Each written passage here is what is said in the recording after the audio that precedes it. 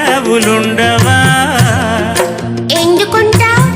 కర్రావు కడుపున ఎర్రావు పుట్టదా? ఏమో తెల్లావు కడుపుల్లో కర్రావులుండవా?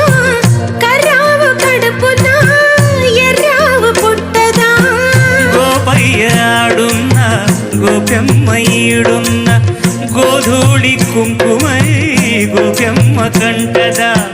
ఆ పొద్దు పొడిచేనా ఈ పొద్దు గడిచేనా?